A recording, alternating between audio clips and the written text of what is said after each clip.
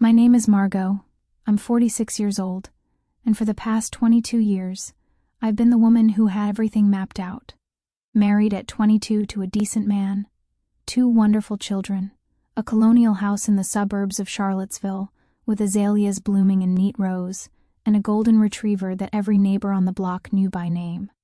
I was the volunteer coordinator, the school fundraiser chair, the one who always brought homemade spinach dip to every neighborhood gathering. Comfortable, predictable, content enough. Before I unfold the rest of this night, take a second to hit like and subscribe. It really does help more than you know, and if you're drawn into stories like this, I want you here for every one of them. Also tell me in the comments, where are you watching from? Are you in a small town where the evenings fall slow and gentle, or in a city where the lights never quite go dark?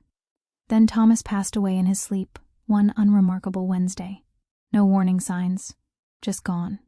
He was 46 years old. The children were already away at university in Richmond.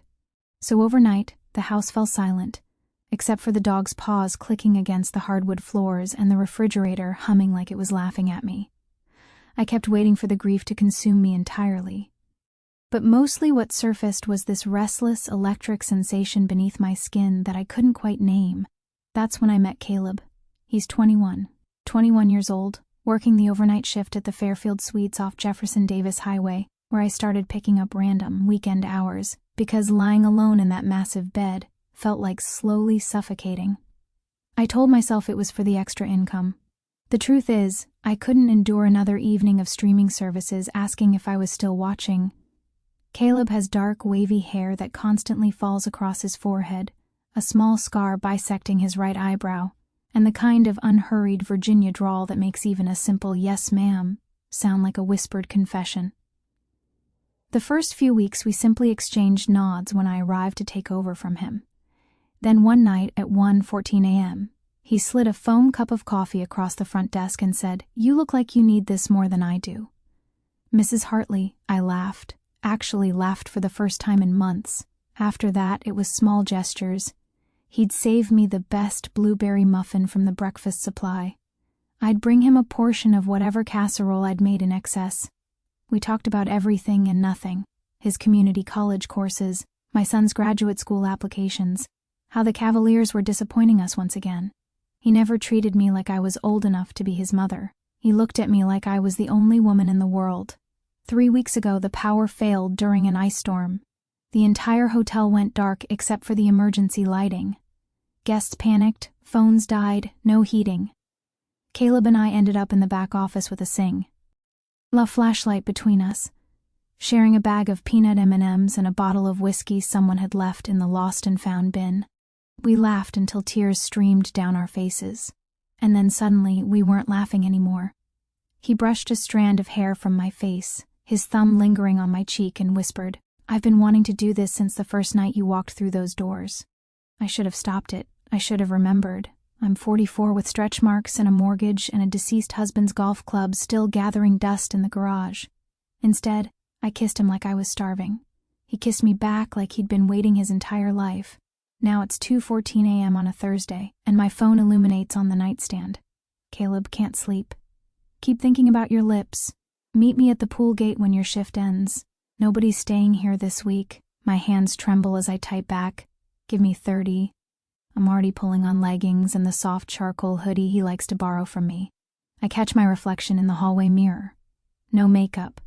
Faint creases around my eyes. Hair that's more silver than chestnut these days. And for the first time in what feels like forever, I don't despise what I see. I look alive. I grab my keys before I can convince myself otherwise. The dog whines from the laundry room like he senses I'm about to do something reckless. Maybe I am. But God, it feels magnificent to feel something again. The pool area behind the Fairfield Suites is supposed to be closed for winter. A heavy blue tarp stretched taut over the water.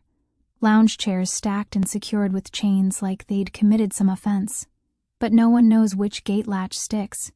And he's already there when I slip through at 7:12 a.m., still wearing my work polo, hair twisted up and held with a pen. The sky carries that bruised purple hue right before dawn breaks. The air smells of wet pine needles and chlorine. He doesn't speak. just reaches for my hand and pulls me behind the equipment shed where the security camera's blind spot offers cover. Then his mouth finds mine. Cold at first from the December chill, then hot and desperate. His hands slide beneath my hoodie like he's trying to memorize every inch of me. I make this helpless sound I don't even recognize, and he groans against my neck. "Been hard since 4 a.m. thinking about you," he whispers, teeth grazing my earlobe. His hips press forward so I can feel exactly how true that statement is. I should care that we're 20 feet from the breakfast room where Mrs. Patterson from Pennsylvania is probably already monopolizing the omelet station. But I don't. I just want more of him. We separate only long enough for him to spread his Carhartt jacket on the concrete and tug me down with him. It's madness. Daylight creeping in. Frost still coating the stacked chairs. But none of that matters when he's kissing me like I'm the only air he can breathe. We don't go all the way. No. Tea here. But it's close. Shirts pushed up, jeans unfastened, hands exploring everywhere. When I climax, it's with my face buried in his shoulder to muffle the sound, and he follows immediately after, trembling and cursing softly into my hair. For a long moment, we simply breathe together, hearts hammering against each other like they're trying to escape their confines and switch places.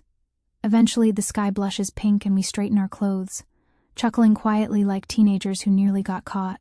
He walks me to my car, kisses me soft and tender this time. "Tonight?" he asks. "My place. Roommate's gone until Sunday."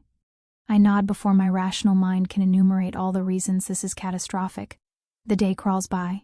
I nap for 2 hours, shower, shave my legs despite it being winter, put on the black lace underwear I purchased on impulse last month and never wore for anyone. By 8 p.m. I'm standing in his apartment off Route 29, a converted textile mill with exposed brick walls and a mattress on the floor, because he hasn't bothered with a frame yet. We don't make it past the couch. Afterward, we're tangled in his sheets that smell like laundry detergent and something distinctly masculine, and he's tracing the faint silver lines across my stomach like they're treasures.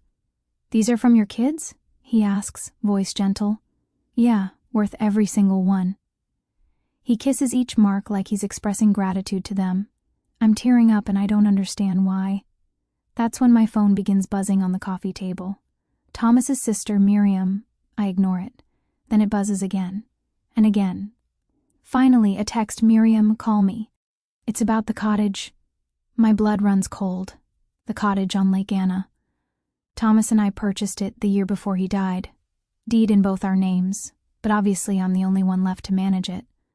Miriam and her husband have been renting it out through vacation sites, splitting the profits. Last month she mentioned wanting to sell, said the market was at its peak. I told her I wasn't ready. Caleb sees my expression shift. "Everything okay?" "I don't know," I call her back.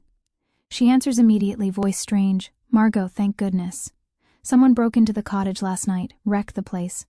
Police think they were searching for something specific. You need to get up here." My stomach plummets. There's nothing valuable there, just old furniture and photo albums and Thomas's fishing equipment. What could they possibly want? A pause that stretches into eternity. "They left a note nailed to the kitchen table," Miriam says. "It had your name on it, Margot, and a photograph of you leaving the Fairfield Suites this morning." Caleb's arm tightens around me as the room begins to spin. "Margot," Miriam whispers, "whoever did this, they're watching." I don't remember the drive to Lake Anna, only Caleb's hand wrapped firmly around mine the entire journey, his aging Tacoma rattling along I-64 while I star. Edit the photo Miriam had texted me. Grainy, taken from the tree line behind the hotel. Me in my charcoal hoodie, Caleb's mouth on my neck. Time-stamped 7:09 a.m. Whoever captured it was close enough to count the goosebumps on my skin. The sheriff's deputy meets us at the cottage just after noon. Yellow crime scene tape flutters across the porch like garish holiday decoration. Inside, it looks like a hurricane made landfall. Couch cushions shredded, drawers overturned, every photograph torn from the walls. In the kitchen, a single sheet of paper remains nailed to the pine table with Thomas's old hunting knife. Large block letters in black marker. "Margot, stop fooling with the boy, or next time we don't miss." Caleb goes pale. I can't breathe. The deputy, a young man with a face that looks barely old enough to shave, someone who probably attended high school with my daughter, asks the routine questions.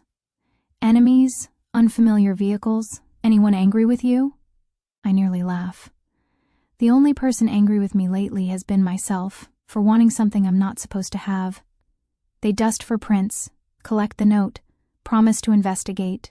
I hear how empty those words sound. Miriam embraces me too tightly in the driveway and whispers, "Maybe you should cool things off for a while." I want to scream that cooling off won't erase those photographs, won't make the threat vanish, but I just nod like a good, obedient woman. Caleb drives us back toward Charlottesville in heavy silence. Halfway home, he pulls into a Waffle House, kills the engine, and finally speaks. "I'm not letting you out of my sight until we sort this out." I start to protest. "I'm the adult here, I'll handle it." But the words die when I see his face. He looks 21 going on 40, terrified and furious simultaneously. That night, he stays at my house for the first time. I give him Thomas's side of the bed and pretend it doesn't feel like sacrilege. We don't sleep. At 3:17 a.m., my phone buzzes with a new message from a blocked number, another photograph. This one is inside my bedroom, taken from the closet. Caleb and I are intertwined beneath the sheets, my head resting on his chest, his fingers threaded through my hair. Timestamp, 20 minutes ago. I must make some sound because Caleb bolts upright, sees the screen, and swears so viciously the dog starts barking downstairs. He's out of bed instantly, yanking on jeans, grabbing the aluminum baseball bat from behind the door like he's preparing for battle. I call 911 while he checks every window, every lock. 2 patrol cars arrive, lights painting the azaleas in swirling red and blue. They search the house, the yard, the street. Nothing. No footprints, no signs of forced entry. Just that photograph proving someone was standing 3 feet from where we slept. The next 48 hours blur into a feverish nightmare. I don't go to work. Caleb misses his classes. We install security cameras, change all the LOC. Case. Take turns sleeping. Miriam keeps calling, urging me to come stay with her in Roanoke. My daughter video calls from Richmond and asks why I look like I haven't slept in a week. I lie and say it's just the break-in. On the 3rd night, Caleb finds me in the kitchen at 2 a.m., staring at Thomas's old safe hidden in the pantry. I'm entering the code with trembling fingers, our wedding date. Inside lies the one thing I never told anyone about. Not even the children.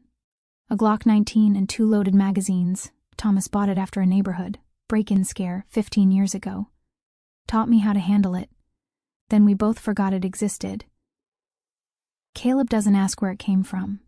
He simply takes it, checks the chamber like he's done it countless times before, and sets it on the counter between us. "I grew up in rural Virginia," he says quietly. "I know which end the bullets exit." I laugh and it sounds unhinged even to my own ears. At dawn, the doorbell camera captures him. Tall, wearing a hooded sweatshirt, face obscured by a ski mask. But the way he moves, something about his posture, feels familiar.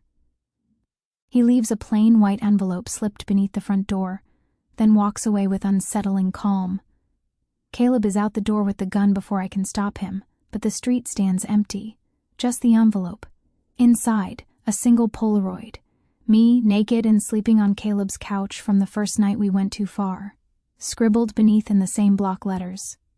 "Last warning, end it, or we end him." Caleb stares at it so long I think he's stopped breathing. When he finally looks up, his eyes are glistening but his voice remains steady. "I'm not leaving you, Margot. Not tonight, not ever." To end this tonight, he calls the only person he says he trusts. His older cousin, who works as a detective with the Charlottesville Police Department. Within an hour, the house teams with real officers, not just local deputies. They collect the photographs, the note, the gun for fingerprint analysis. Then the cousin pulls Caleb aside and speaks words that stop my heart entirely. The handwriting on these threats matches samples we have from a stalking case last year. Victim was a professor at the university. Suspect was her graduate assistant, 21-year-old male. Name's Caleb Ward. I freeze. Caleb looks at me like I've struck him. "Margot, I swear," but the cousin continues talking. "We picked him up an hour ago trying to purchase a burner phone at the Target on Seminole Trail. He had zip ties, duct tape, and a printed copy of your driver's license photo in his pocket. Goes by his middle name now, but his legal name is Caleb Elijah Ward." My Caleb, My beautiful wounded boy is shaking his head, backing away, tears finally overflowing. I didn't. You have to believe me. And the worst part? I do, because the young man they dragged out of Target in handcuffs has the same storm gray eyes, the same scar through the left eyebrow, the same Hal smile when they read him his rights. Except he's looking directly at me through the patrol car window and mouthing two words I will never unsee. Found you. My Caleb collapses to his knees in my front yard, sobbing that his cousin's real name is Elijah too. That they shared clothes, phones, even attended classes for each other sometimes when one needed to skip a test. That Elijah has always been envious, always coveted what Caleb possessed. And when he discovered me, I can't hear the rest. The world tilts, fades to gray. Later, days, weeks, I'm uncertain. They tell me Elijah had been surveilling me for months before Caleb ever started at the hotel. That he orchestrated everything. Used Caleb's phone while he showered. Captured those images when Caleb left the room to fetch ice. That the cottage, the hotel, my bedroom, all of it was him. Caleb never knew. They hold Elijah without bail. Caleb vanishes the same day they release him. No note, no text. Simply gone. I find the Glock returned to the safe and his Carhartt jacket folded neatly on the porch swing, my house key tucked in the pocket. 6 months later, there's a postcard in my mailbox. No return address. Just a Polaroid of the Shenandoah Valley at sunrise, and 3 words on the back in handwriting I would recognize blind. I'm still here.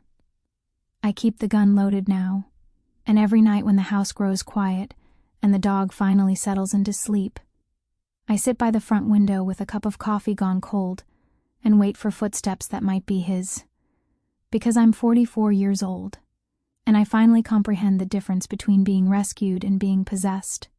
Some hungers don't die. They simply learn to wait. The morning after the postcard arrives, I wake to the sound of the dog growling low in his throat. Not the playful bark he reserves for squirrels, but something deeper, more primal. I reach for the Glock on my nightstand, muscle memory now, automatic, and pad silently downstairs. The front door stands open 3 inches. Just enough. On the welcome mat lies another Polaroid. This one shows my house from the street, taken last night. Me silhouetted in the window, coffee cup raised to my lips. No message this time. Just the image and the unspoken promise it carries. I close the door, lock it, deadbolt it, slide the chain into place. In the kitchen, I pour fresh coffee and sit at the table where Thomas and I once planned our children's futures. Where I signed the deed to the cottage, where I've eaten 10,000 meals alone since he left. The dog settles at my feet, sensing my tension but offering silent comfort. My phone buzzes. A text from an unknown number.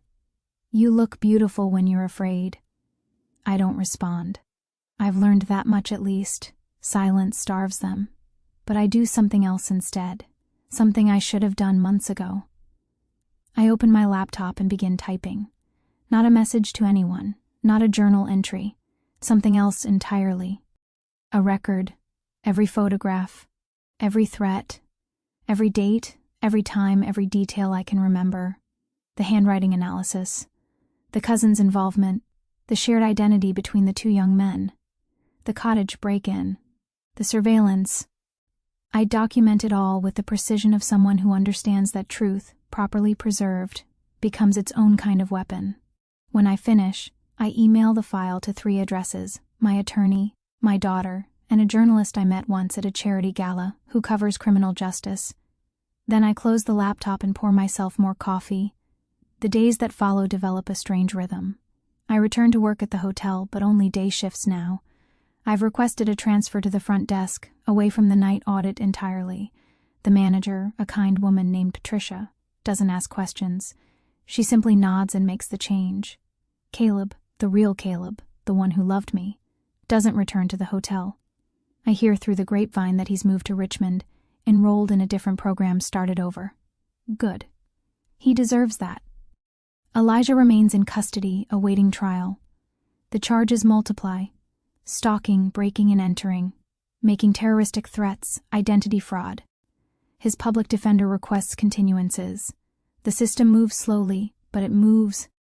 I attend the preliminary hearing. Elijah sits in the defendant's chair, hands cuffed, and never once looks at me. His lawyer argues procedural violations. The judge denies the motion, bail remains denied. Afterward, I stand in the courthouse hallway and breathe, really breathe. The fluorescent lights buzz overhead. People mill past, absorbed in their own dramas. For a moment, I'm just another citizen, another face in the crowd. My phone buzzes. Miriam. How are you holding up? She asks. I'm managing, I say, and it's not entirely a lie. The cottage, we should talk about selling. Really selling this time. Let it go. I think about the lake, the old furniture, Thomas's fishing rod still leaning in the corner. All those memories, now tainted by violence and threat. Yeah, I say, let's let it go. Spring arrives with hesitant warmth. The azaleas bloom pink and white, just as they did when Thomas planted them 20 years ago. I stand in the garden one morning, pruning shears in hand, and realize I'm not crying. For months, grief lived in my chest like a second heartbeat. Thomas's absence, the cottage, the fear, it all swirled together into an indistinguishable mass of sorrow. But now, standing among the flowers, I feel something different. Not happiness exactly. Cushion. My hand trembles as I reach for it. The Glock sits on the table beside me.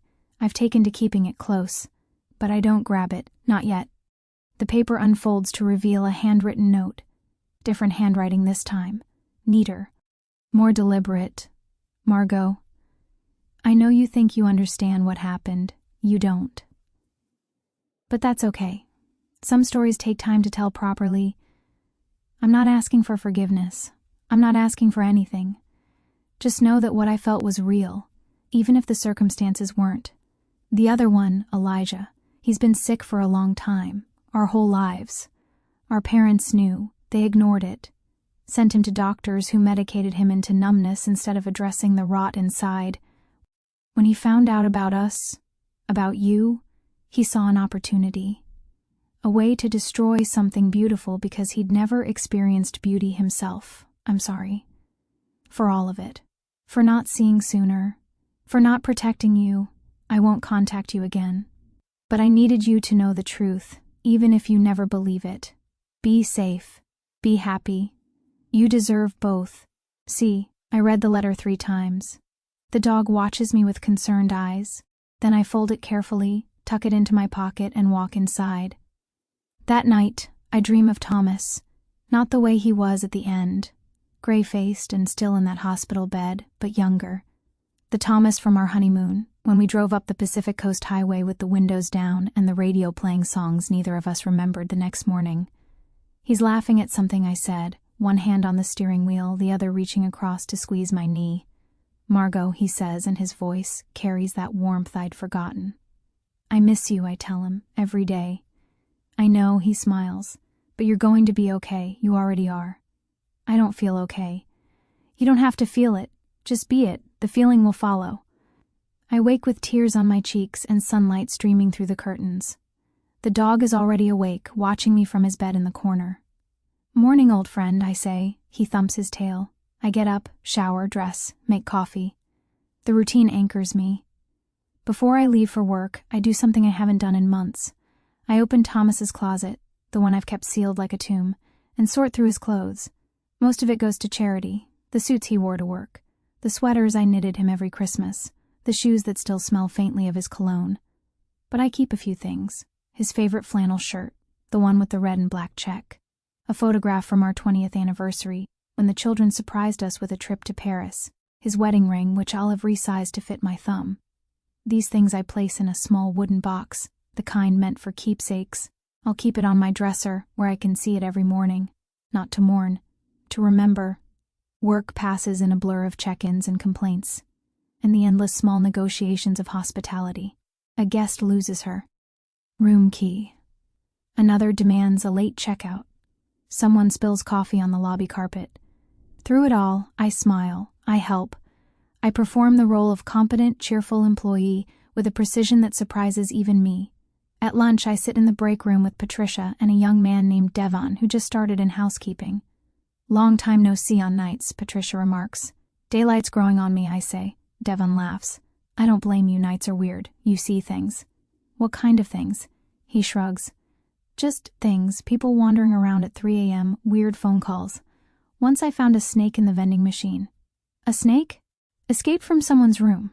They'd smuggled it in their suitcase. A ball python, if you can believe it. Patricia shakes her head. Only at this job. I think about Caleb, about Elijah, about all the things I saw in those long dark nights that I'll never be able to unsee. Yeah, I say quietly, only at this job. The following week Miriam calls with news. They're selling the cottage, a young couple from D.C., first-time buyers. They don't know about any of it, should they? I consider this, the violence that occurred there, the threats, the photographs. No, I say, some histories are better left buried. She agrees. The sale goes through. I sign the papers electronically, watching the cursor hover over the signature line for a full minute before I click. The cottage is no longer mine, no longer ours. Just a house on a lake, waiting for new memories to overwrite the old. I think that's how healing works, not erasure. Overwriting. Summer arrives with humidity and fireflies and the particular quality of light that only exists in Virginia during July. I take the dog to the park most evenings now. We walk the same route every time, past the playground where my children once swung, around the pond where teenagers gather to gossip, through the wooded section where the path narrows and the world grows quiet. One evening I see him, Caleb. He's sitting on a bench near the pond reading a book. His hair is longer now, curling slightly at the ends. He's wearing glasses I've never seen before, thin wire frames that make him look older, more scholarly. The dog tugs at his leash, sensing my hesitation. I could walk away. Pretend I didn't see him. Let the past remain buried where it belongs. Instead, I cross the grass and stand before him. He looks up. His eyes, those storm-gray eyes, widen with recognition. Margot. Hi. He closes the book, sets it aside, doesn't invite me to sit, but doesn't stand to leave either.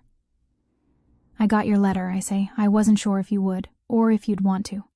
I almost didn't read it, but I'm glad I did. He nods slowly. I've thought about calling 100 times, but I knew I didn't have the right. You didn't do anything wrong, don't I? His voice cracks slightly. I brought him into your life, my cousin, my problem, and he would have found me eventually, or someone else. The what-ifs don't help. We sit in silence for a moment. The dog settles at my feet, content to watch the ducks paddle past. I'm in therapy, Caleb says finally. Have been for months, processing everything, the family dysfunction, Elijah's illness, what happened. Good, that's good.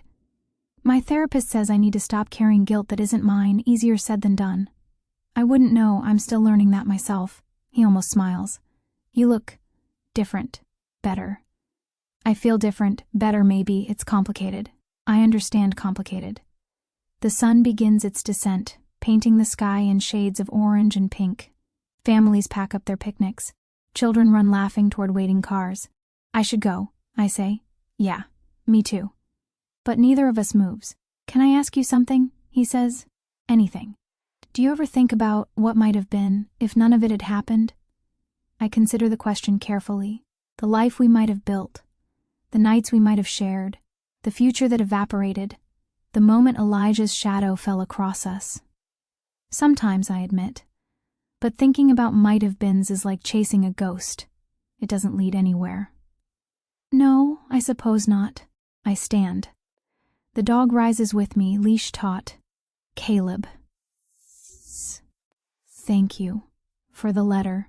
For the honesty. For everything, really, even the parts that hurt. His eyes glisten. Thank you for not hating me. I never hated you, I never could. I walk away before I can change my mind. Before I can do something foolish like ask him to dinner or beg him to stay. The dog keeps pace beside me, loyal and steady. Behind me, I hear him call out, Margot. I turn. I'm still here, in case you ever need to know that. I nod, once. Then I keep walking. Autumn arrives with its usual spectacular display. The maples along my street blaze red and gold. The air carries the scent of wood smoke and decaying leaves. I've made changes. Small ones mostly. A new coffee maker. Fresh paint in the bedroom. Not the blue Thomas chose, but a warm terracotta that makes the space feel alive. I've enrolled in a pottery class at the community center. something I've wanted to try for years but never had the courage. The first piece I make is a vase, lopsided and imperfect, with glaze pooling unevenly at the base. But when I hold it up to the light, I see something beautiful in its flaws. My instructor, a silver-haired woman named Eleanor, nods approvingly. "Imperfection is where the soul lives," she says. I think about that for days afterward. The trial begins in October. I attend every day, sitting in the third row where I can observe without being observed. Elijah sits at the defense table, pale and hollow-eyed, occasionally whispering to his attorney. The evidence is damning. The photographs, the threats, the zip ties and duct tape found in his possession, the digital trail linking him to surveillance of I home, my workplace, my life. His lawyer argues diminished capacity, mental illness, a tragic family history that failed to provide proper treatment. The prosecution counters with premeditation, planning, the calculated nature of his crimes. I listen to it all with a strange detachment, like I'm watching a film about someone else's life. On the fifth day, Elijah takes the stand. He speaks softly, methodically, describing his childhood. The abuse, the neglect, the jealousy that festered inside him like a wound that never healed. "When I saw them together," he says, voice barely audible, "I felt something break. Not just in my head, in my chest, like someone had reached inside and torn out a piece of me." The prosecutor presses him. "And that justified terrorizing Ms. Hartley?" "No," he shakes his head. "Nothing justifies what I did. I'm not asking for understanding. I'm just trying to explain." In the end, the jury deliberates for less than 4 hours. Guilty on all counts. Elijah receives 40 years. His sentence will be served in a facility with psychiatric resources, a small mercy his lawyer fought hard to secure. As they lead him away, he passes my row. For a moment, our eyes meet. He doesn't speak, doesn't mouth words or make threats. He simply nods. Once, a gesture that might be apology or acknowledgement or something else entirely. Then he's gone, and I'm left sitting in a courtroom full of strangers, wondering if justice ever truly feels like this, hollow and heavy all at once. That night, I sit on my porch with a glass of wine and watch the stars emerge. The dog lies beside me, his head resting on my foot. The air is cool but not cold, that perfect October temperature that makes you grateful to be alive. My phone buzzes. A text from my daughter, "Mom, I'm pregnant." Due in June. I read the message 3 times, certain I've misunderstood. Then I'm crying, great heaving sobs that shake my entire body, and the dog is whining, pressing against me, trying to offer comfort. I call her back immediately.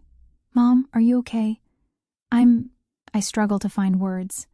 "I'm the happiest I've been in years." She laughs and I hear my own joy reflected in her voice. "I wanted to tell you in person, but I couldn't wait.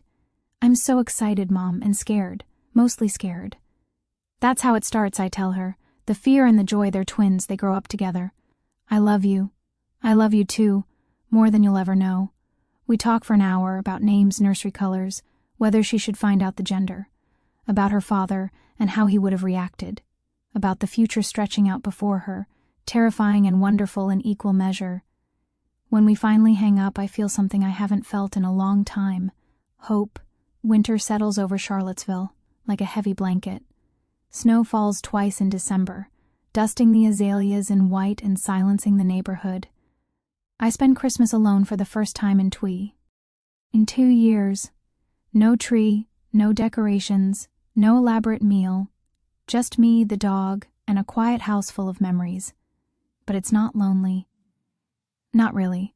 I video call my children on Christmas morning. My son shows me his new apartment in Richmond. My daughter demonstrates the nursery she's already begun painting, a soft sage green that reminds me of spring. We exchange gifts through the screen.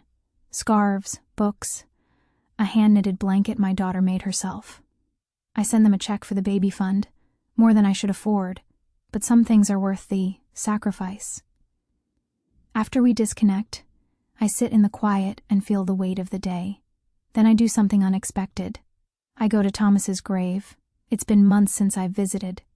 The headstone stands in the corner of the cemetery, surrounded by bare trees and frozen grass.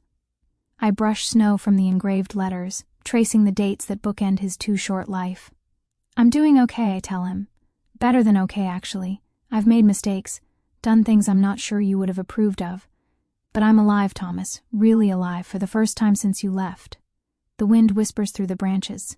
Somewhere a crow calls. I think you'd understand, I continue. You always saw the best in me, maybe you'd see it now too. I stay for an hour talking to a man who can't answer, sharing stories about the children, the grandchild on the way, the small victories and larger struggles of learning to live again. When I finally leave, I don't look back. January brings resolutions I actually intend to keep. I commit to the pottery class for the full semester. I start walking the dog twice daily instead of once. I begin writing, not the documentation I sent to my attorney, but something more personal. Morning pages, my therapist calls them. 3 pages of stream of consciousness, writing every day before breakfast. The words come slowly at first, halting and self-conscious. But gradually a voice emerges. My voice. 44 years in the making. I write about Thomas, about grief, about the hotel and the nights and the young man with storm gray eyes, about fear and survival and the strange alchemy of trauma transforming into something almost like wisdom. I don't show anyone these pages. They're not meant for sharing, they're meant for me. In February, I receive a letter, handwritten, on cream-colored stationery. No return address, Margot. I've been released from the facility where I was evaluated before trial. Not from prison, I'll serve my sentence, but from the psychiatric unit. I'm considered stable enough for general population now. I don't expect you to read this. I don't expect forgiveness. But I need you to know that I've spent every day of the past months thinking about what I did, the fear I caused, the life I disrupted. I was sick. That's not an excuse. Nothing excuses stalking and terrorizing another human being, but it's the truth. I grew up in a house where love was company. Additional and attention was currency. I learned to take what I wanted because no one ever taught me to ask. Caleb was always the golden one, the one who got away. When I saw him with you, saw how happy he was, something in me snapped. I couldn't stand to see him have what I'd never had. That's monstrous. I know that now. I'm in therapy. Real therapy, not the pills and promises kind I got as a child. I'm learning to sit with my pain instead of inflicting it on others. I won't contact you again after this, but I wanted you to know that you matter. That what happened to you matters. That I'm sorry, in the deepest way a person can be sorry. Wishing you peace, Elijah. I read the letter twice. Then I fold it carefully and place it in the wooden box with Thomas's keepsakes. Not forgiveness. Not yet. Maybe not ever. But acknowledgement. Recognition that the person who hurt me is also a person, broken in his own way. Some wounds heal clean. Others leave scars that ache when the weather changes. Both kinds are part of being human. Spring returns, tentative and green. The pottery class culminates in a gallery show. My lopsided vase sits on a pedestal between a perfectly symmetrical bowl and an abstract sculpture that looks like a melted clock. People walk past, commenting on the other pieces. No one mentions mine, but Eleanor finds me afterward, glass of cheap wine in hand. That vase, she says, it's my favorite. Really, it's honest. It doesn't pretend to be something it's not. That's rarer than perfection. I look at my creation, the uneven glaze, the wobbling base, the thumbprint I accidentally left in the clay. Maybe that's what I am too, imperfect and honest, still standing despite everything. In April, I take the dog to the park and see Caleb again. He's jogging this time, earbuds in, not noticing me until I call his name. He slows, pulls out the earbuds, wipes sweat from his forehead. Margot, hi yourself. He gestures toward the bench where we spoke last fall. Can I? Of course. We sit. The dog circles once, then settles at our feet. I heard about your daughter, he says. The pregnancy. Congratulations. Thank you. How did you... Patricia, she mentioned it at work. Right, Patricia. The world is smaller than we pretend. How are you, I ask. Good, better. I finished my associate's degree, starting at UVA in the fall. That's wonderful. I'm studying psychology. After everything with Elijah, I want to understand. Help people like him before they become him. That's really admirable, Caleb. He shrugs, but I see the hope in his eyes, the possibility of purpose. I've thought about you, he admits, more than I should. Wondered how you were doing, if you were happy. I'm getting there. Yeah? Yeah, it's a process. Some days are harder than others, but I'm learning to be patient with myself. He nods slowly. I'd like to see you again, not like before, just as friends, if that's possible. I consider this, the complications, the history, the way my heart still stumbles when he looks at me. I'd like that, I say finally. Friends. His smile is tentative but genuine. Friends. We sit together as the sun climbs higher. Two people who once burned too bright learning to exist in softer light. May arrives with graduation ceremonies and garden parties, and the particular sweetness of late spring in Virginia. My daughter's baby shower is held in my backyard. A dozen women I've never met, her college friends, her co-workers, Miriam and her sister, gather around tables decorated with wildflowers and fairy lights. I play the role of hostess with practiced ease, pouring lemonade, passing appetizers, accepting compliments on the azaleas. But inside, something has shifted. I watch my daughter laugh with her friends, her hand resting on her rounded belly, and I feel a surge of something that might be pride, or might be grief, or might be both. She catches my eye across the yard and waves me over. Mom, come meet Sarah. She's the one who designed the invitations. Sarah is young, bright-eyed, with purple hair and a nose ring. She shakes my hand enthusiastically. Your daughter talks about you all the time. She says you're the strongest person she knows. I don't know what to say to that. Strongest? I've spent the past year barely holding myself together. I'm just doing my best, I manage. That's all any of us can do. Sarah smiles. That's strength. Later, after the gifts are opened and the guests have departed, my daughter and I sit on the porch swing, watching the fireflies emerge. I'm scared, she admits. Not about the baby, about everything else. Being a mother. Making mistakes. Failing. You'll make mistakes, I tell her, countless ones. But you'll also get things right, and the getting right matters more than the getting wrong. How do you know? Because I'm still here, still standing, despite all my mistakes. She leans her head on my shoulder the way she did when she was small. I love you, Mom. I love you too, always. June brings the baby, a girl. 7 pounds, 4 ounces, 10 fingers, 10 toes, a tuft of dark hair and eyes that seem to see everything. They name her Eleanor, after my pottery instructor. My daughter says it's because Eleanor taught me to embrace imperfection, and that's the greatest gift I could pass on. I hold my granddaughter for the first time in the hospital room, while my daughter sleeps and my son films the moment on his phone. She's so small. So impossibly, terrifyingly small. And in her tiny hands I see the future. All the possibilities. All the heartbreaks. All the joys that await. Hi, Eleanor, I whisper. I'm your grandmother. I'm going to teach you things. Some of them will be wrong, but I'll teach you anyway because that's what grandmothers do. She opens her eyes, gray like storm clouds, and looks at me. In that moment, I understand something I've been circling for months. Life isn't about avoiding pain. It's about finding meaning despite it, creating beauty from brokenness, loving fiercely, even when love costs you everything. I survived Thomas's death. I survived Elijah's terror. I survived my own worst impulses, and the judgment of a world that thinks 44-year-old women should want what they want. And now I'm here, holding new life in my arms, ready for whatever comes next. Summer settles in, hot and slow. I see Caleb occasionally. Coffee dates that stay firmly in the realm of friendship.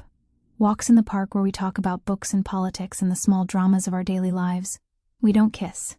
Don't touch beyond casual gestures. The fire that burned between us has cooled to embers, and we've both learned that some flames aren't meant to be rekindled. But there's comfort in his presence. A reminder that connection is possible, even after everything. You seem different, he tells me one evening as we watch the sunset from the overlook near his apartment. Different how? Settled, like you've made peace with something. I'm trying to. Peace is a practice, not a destination. He nods, understanding without needing elaboration. I'm glad you're okay, he says, truly. Me too, truly. In August, I returned to the hotel for a reunion dinner. Patricia organized it, all the staff who've worked there over the years, sharing stories and laughter over catered pasta. I sit between Devon, the housekeeping worker who found the snake, and an older woman named Grace, who's been at the front desk for 30 years. Do you ever miss the night shift? Grace asks. I think about it, the darkness, the quiet, the young man who slid coffee across the counter and changed everything. Sometimes, I admit, but I'm better in the daylight, now. That's good. Daylight's where the living happens. She's right. I know she's right. After dinner, I walk through the empty lobby one last time. The front desk where Caleb and I first spoke, the hallway that leads to the pool area where we almost lost ourselves. I don't linger. Just touch the wall briefly, a gesture of acknowledgement, and walk out into the August night. The stars are bright. The air smells of cut grass and possibility. My car waits in the parking lot, engine off, patient. I get in, start the engine, and drive home. Autumn returns, and with it, a sense of completion. The pottery class ends. I've graduated from lopsided vases to functional bowls, from accidental thumbprints to intentional texture. Eleanor gives me a small ceramic trophy, handmade of course, that says, "Most improved." I display it proudly on my bookshelf, next to Thomas's photograph and Elijah's letter and the wooden box of keepsakes. Life, I'm learning, is not about choosing between joy and sorrow. It's about holding both at once, letting them inform each other, finding the gold in the gray. On the anniversary of Thomas's death, I do something I've never done before. I visit the lake, not the cottage, that belongs to someone else now, but the public beach nearby, where families picnic and children build sand castles and teenagers dare each other to jump off the rocks. I sit on a bench and watch the water, the same water Thomas loved, the same water that witnessed our happiest years and our quietest grief.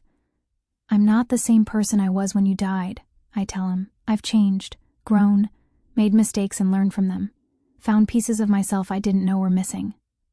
The water ripples. A duck paddles past. "I'm not replacing you, that's not possible. But I'm letting myself live, really live. I hope that's okay." A breeze stirs the trees. Somewhere, a child laughs. I stay until sunset, then walk back to my car. The drive home feels shorter than it should. The road's familiar, the landmarks unchanged, but I'm different. That's what matters. Winter comes again, softer this year. Less snow, milder temperatures. The azaleas sleep beneath their blanket of mulch, dreaming of spring. I spend Christmas with my children and my granddaughter. Eleanor is 6 months old now, sitting up, babbling, reaching for everything with those storm-gray eyes. We take pictures, open gifts, eat too much and laugh too loud. After dinner, my son pulls me aside. "Mom, can I ask you something?" "Of course." "The stuff with the hotel, the threats, the guy who stalked you. Are you okay, really?" I think about the question. The honest answer is complicated. I'm not okay in the way I used to be, I say, but I'm okay in a new way, a harder way, a more honest way. He nods slowly. "Dad would be proud of you, I know I am." The tears come then, unexpected and overwhelming. My son holds me while I cry, the way I held him when he was small and the world was too big and scary. "I miss him," I whisper. "Me too, every day." We stand together in the hallway, two people shaped by the same loss, finding our way forward. January arrives with its usual promises and resolutions, but this year I make only one: to keep living. Fully, messily, beautifully. The pottery wheel spins beneath my hands. The clay responds to my touch, shaping itself into vessels that hold water, that catch light, that exist purely because I decided they should. Life is like that, I think. We shape it, mold it, accept its imperfections, and celebrate its unexpected beauty. The dog snores at my feet. The coffee steams on the counter. Outside, the first crocuses push through the frozen ground, defiant and small and impossibly brave. I am 44 years old. I have known love and loss and terror and hope. I have made choices I can't take back and survived consequences I never imagined. And still, I remain. Still, I create. Still, I hope. The morning pages wait on my desk, 3 blank sheets ready to receive whatever words want to emerge. The Glock. Kay sits unloaded in the safe, a reminder of danger past rather than threat present. The wooden box holds its treasures, evidence that memory can coexist with moving forward.